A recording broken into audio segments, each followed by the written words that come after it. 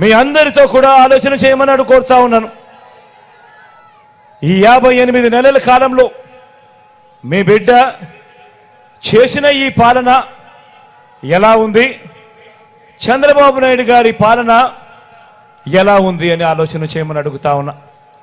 ఇదే చంద్రబాబు నాయుడు గారు 14 ఏళ్ళు ముఖ్యమంత్రిగా పనిచేశాడు, 3 సార్లు ముఖ్యమంత్రి అయ్యాడు.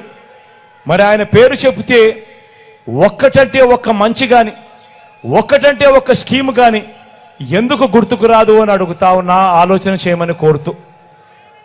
ఇదే పెద్ద మనిషి చంద్రబాబు నాయుడు గారు 2014లో కూడా మీ అందరి దగ్గరికి వచ్చాడు.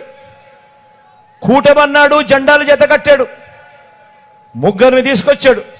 ఆయనతో పాటు ఓ దత్తపుత్రుణ్ణి, ఆయనతో పాటు ఢిల్లీకి వెళ్ళి మోడీ గారిని కూడా తీసుకొచ్చాడు.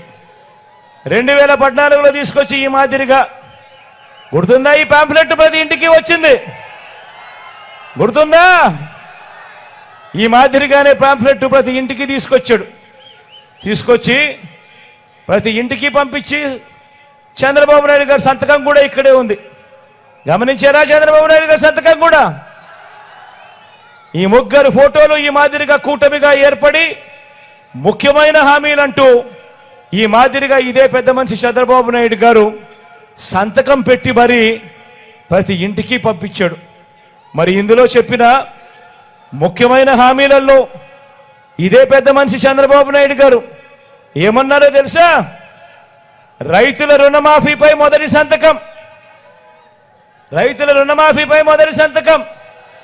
ముఖ్యమైన హామీ ఇది చంద్రబాబు నాయుడు గారిది. 87,612 కోట్ల రూపాయలు రుణమాఫీ చేశాడా? చేశాడా? గట్టిగా 2 చేతులు పైకి